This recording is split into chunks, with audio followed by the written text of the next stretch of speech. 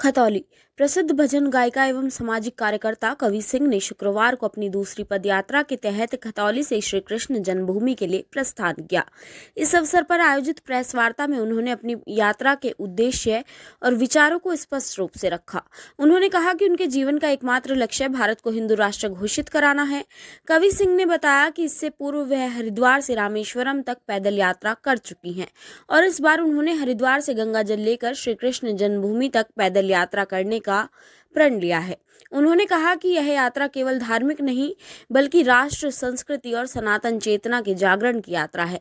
Press वार्ता के दौरान कवि सिंह ने कहा कि देश के संविधान में सेकुलर शब्द को गलती से जोड़ा गया है, जिसे हटाकर भारत की मूल पहचान के अनुरूप देश को हिंदू राष्ट्र घोषित किया जाना चाहिए। उन्होंने कहा कि हिंदू समाज को संगठित होकर अपने अधिकारों के लिए संघर्ष करना होगा और अपने हक वापस मांगने होंगे। उन्होंने यह भी कहा कि गाय को राष्ट्रमाता का दर्जा दिया जाना चाहिए। साथ ही उन्होंने हिंदी भाषा को पूरे देश में अनिवार्य रूप से लागू करने की मांग की। उनकी इस यात्रा में भारतीय जनता पार्टी के नगर अध्यक्ष प्रवीण ठकराल, सुधीश पुंडिर सहित बड़ी संख्या में भाजपा कार्यकर्ता एवं समर्थक शामिल रहे।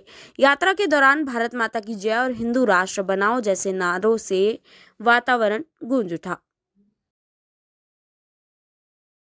क्या नाम आपका? कोई सवाल हुआ?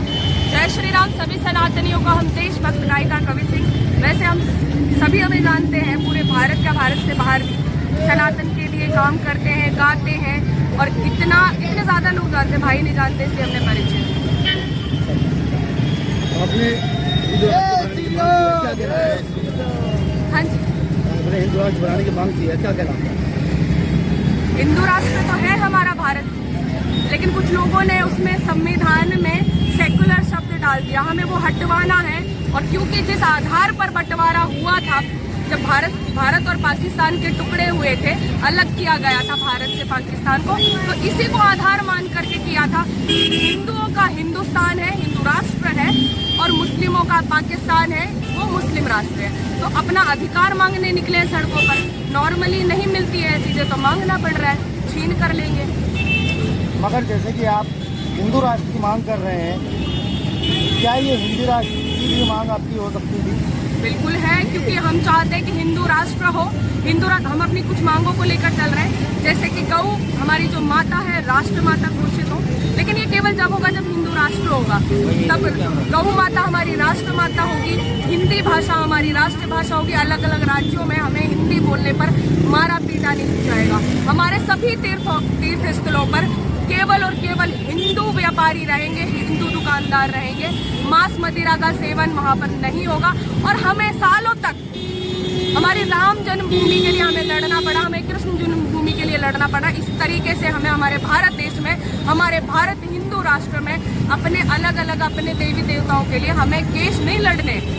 हमें अधिकार है, हमारा देश है, हमारा घर है, ये हम हर देवता का मंदिर बनाएंगे और हर जन्मभूमि पर मंदिर बनाएंगे। जैसे कि आपने कहा कि भाषा के आधार पर हम कहीं पिटेंगे नहीं, परंतु सरकारी कामकाज भी अंग्रेजी भाषा में किए जाते हैं। सरकार से क्या मांग करना चाहेंगे कि क्या सरकारी कामकाज भी हिंदी भाषा में हो? बिल्कुल होने चाहिए। हम मांग नहीं करते हैं। जैसे आपने कभी देखा होगा कि आप कोर्ट में जाते हैं, किसी भी तरह का कागज बनता है, अब हमारे निजी कार्य होते हैं, हम सामने वाले को बोलते हैं कि हमें हिंदी में दो। आप मांग करोगे तो होगा। दुर्भाग्य है कि हम दूसरों की भाषा को लेकर के बैठे हैं कि भाई हम अंग्रेजी आती है तो वो महान व्यक्ति है।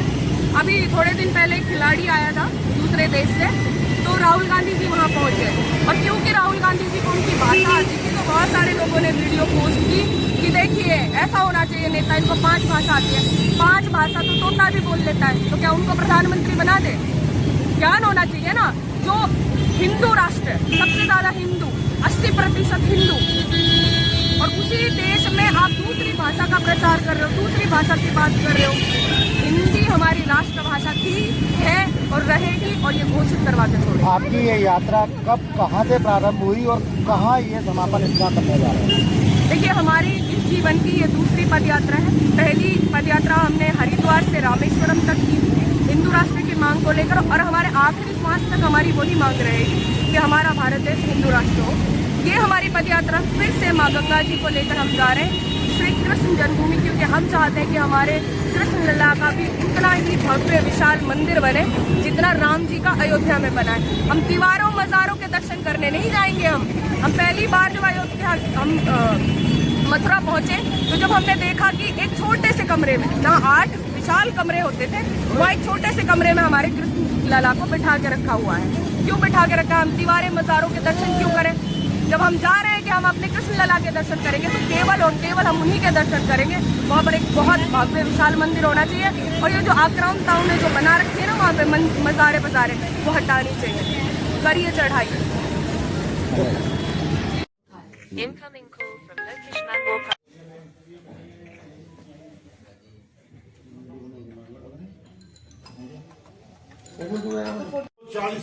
के शेरों जागो, उठो हिंद के शेरों जागो, माँ ने तुम्हें पुकारा है। कहो गरज कर हम हिंदू और हिंदुस्तान हमारा है। कहो गरज कर हम हिंदू और हिंदुस्तान हमारा है। ब्रह्मा विष्णु महाकाल और शिव जी के अवतार हैं हम। ब्रह्मा विष्णु महाकाल और शिव जी के अवतार हैं हम। अपनों के लिए जलधारा, दुश्मन के लिए अंगार है हम। अपनों के लिए जलधारा, दुश्मन के लिए अंगार है हम। और जाति पाति में नहीं बैठना उसके लिए। करो एकता आपस में, करो एकता आपस में, यही हमारा नारा है। कहो गरज कर हम हिंदू और हिंदुस्तान हमारा। जय जय श्री राम। जय श्री राम।